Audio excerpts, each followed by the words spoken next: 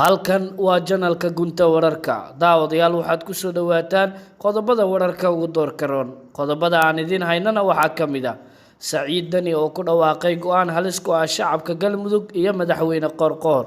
maxaa ka jira in wasaaradda arrimaha gudaha faragelisay khilaafka u dhaxeeya madaxda sare ee Hirshabeelle Sheekh Shariif Sheekh Axmed oo fariin culus u diray Farmaajo kana hadlay colaadda ka soo cusboonaatay gobolada dalka Farmaajo oo aan wali ka faa'iideysan fursad uu siiyay madaxweynaha Puntland si uu ugu guuleysto doorashada soo socota lafta gareen oo balanta ugu baxay saraakiisha maamulka Koonfur Galbeed ee ka qayb qaatay xariga Sheekh Mukhtaar Roowo Cali Abu Mansuur iyo Puntland oo amara culus dul dhigtay shacabka magaalooyinka Boosaaso iyo Garowe intaasi waxay ahaayeen daawadayaal qodobadii wararka ugu doorka roona markana waxaad ku soo dhawaataan iyagoo faahfaahsan madaxweynaha maamulka Puntland Saciid Cabdullaahi Dani ayaa khudbad uu kaga hadlayay arrimo dhowr ah oo ay kamid ahayd xaaladda guud ee Puntland waxa uu ka jeediyay magaalada Garowe Dani ayaa ugu horeyn ballan qaaday in si joogto ah bil kasta Isniinta ugu horeysa uu ula hadli doono shacabweynaha Puntland isla markaana uu ka warbixin doono xaaladda guud ee maamulka uu hogaamiyo Saciid Cabdullaahi Dani ayaa qeybaha hore ee khudbadiisa waxa uu kaga hadlay saameynta cudurka coronavirus ee dunida ku faafay gaar ahaan saameynta uu ku yeeshay dalka Soomaaliya isagoo markii hore tacsi u diray dhammaan dadka Soomaaliyeed ee dalalka caalamka ugu geeriyooday cudurkaasi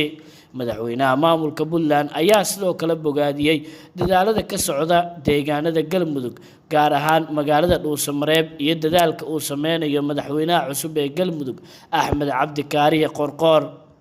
waa arin aad loogu farxo in madaxweynihii hore ee Galmudug uu ku sugan yahay magaalada Dhuusamareeb isla markaana uu diyaar u yahay dhismaha maamulkaas inuu ka qayb qaato waxaan u mahadcelinayaa madaxweyne Qorqoor samirka iyo dadaalka uu ku bixiyay sidii uu u abuuri lahaa dib u heshiisiin iyo xasilooni ay gasho Galmudug ayuu yiri madaxweynaha maamulka Puntland Saciid Cabdullaahi Dani oo hadalkiisa sii wata ayaa yiri waxa muuqata markii Galmudug loo madax banaaneeyo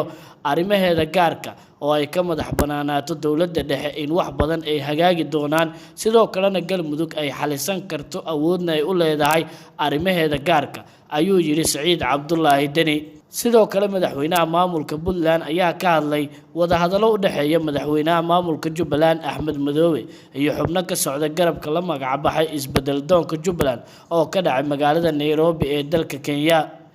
waxaan kale oo aan bogaadinayaa dadaalada iyo wada hadallada ka socda magaalada Nairobi ee u dhaxeeya madaxweyne Axmed Madoobe Xidig Seeraar iyo Sheekh Daahir iyaguna khilaafkooda waxaan rajeynayaa inay ku soo dhamaadaan guul sidoo kalena ay isu tanaasulaan waxaan ku faraxsanahay inay garteen inay ka wada hadlaan arrimahooda oo ay xaliyaan waxaan runtii ka warqabaa inuu gabagabo marayo wada hadallada u dhaxeeya dhinacyadaas ku shiraya magaalada Nairobi xal waarana ay ka gaari doonaan khilaafka ka dhex taagan ee ka dhashay doorashooyinkii ka dhacay magaalada Kismaayo ayuu yiri madaxweynaha maamulka Puntland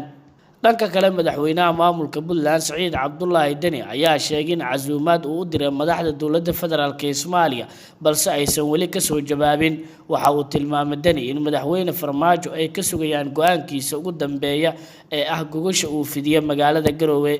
Dani ayaa sidoo kale waxa uu sheegay in isku imaatinka gogosha uu fidiyay uu dib u dhigayo cudurka coronavirus awgeed oo dhibaato xoogan ku haya caalamka iyo Soomaaliya sidoo kalena waxa uu tilmaamay in aan wali la ogeyn xilliga rasmiga ah ee uu qaban doono kulankaasi balse mar walba gogosha ay taalo magaalada Garowe maadaama adduunka uu qatar ku jiro lana saadaalin karin muddada uu soconayo cudurka corona waxa laga maarmaan ah in arrimaha khilaafka siyaasadeed ee geyga Soomaaliya ka jira la dhameeyo waa muhiim in la wada shaqeeyo madaxweynaha dawladda federaalka ee Soomaaliya Maxamed Cabdullaahi Farmaajo waan u gudbiyay in waqti waliba aan diyaar u ahay dhigista gogosha balse wali jawaab kama helin ayuu yiri madaxweyne Saciid Cabdullaahi Dani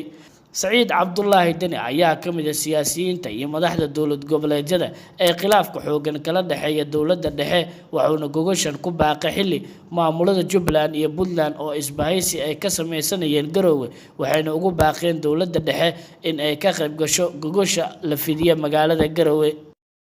wasaaradda arrimaha gudaha federaalka iyo dib u heshiisiinta ee xukuumadda Soomaaliya ayaa beenisay warar lagu baahiyay baraha bulshada kuwaas oo lagu sheegay in wasaaradda arrimaha gudaha ay faragelin ku sameysay khilaafkii ka dhashay xilka qaadistii lagu sameeyay gudoomiyihii gobolka Hiiraan wasaaradda arrimaha gudaha ayaa sheegtay in warkaas uu yahay mid been abuura oo aan waxba ka jirin isla markaana aysan wasaaraddu faragelin ku sameynin khilaafka ka taagan magaalada Beledweyne iyo khilaafka u dhaxeeya madaxda sare ee maamulka Hirshabelle kaas oo ka dhashay xilka qaadistii lagu sameeyay gudoomiyihii gobolka Hiiraan Cali Maxamed Caraale. saacadihii la soo dhaafay waxaa baraha bulshada aad loogu faafiyay qoraal lagu sheegay inuu ka soo baxay wasaaradda arrimaha gudaha ayna ka jawaabtay codsi ugu yimid Cali Caraale oo ah gudoomiyihii xilka laga qaaday ee gobolka Hiiraan oo ah in wasaaradda arrimaha gudaha ay soo fargeliso khilaafkii ka dhashay xilka qaadistiisa iyo xiisada ka taagan magaalada Beledweyne. gudoomiyihii gobolka Hiiraan Cali Caraale ayaa maalin dhaweyd wuxuu dowladda federaalka ee Soomaaliya ugu baaqay in si degdeg ah u soo fargeliso khilaafka ka taagan Beledweyne isagoo tilmaamay in ciidamo ka amar qaata madaxweynaha maamulka Hirshabelle ay hoygiisa ku soo weerareen. Caraale ayaa si cad u sheegay inuusan xilka wareejin doonin sidoo kalena aysan jirin wado sharci ah oo looga qaado xilka.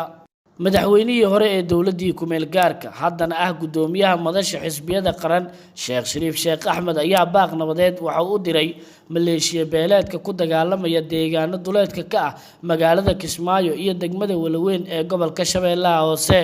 war-saxaafadeed ka soo baxay xafiiska Sheekh Shariif ayaa loogu baaqay dhinacyada ku dagaalamaya deegaanadaas inay si shuruud la'aan ku joojiyaan dagaalka labada maleeshiya beeleedna ay wada hadlaan.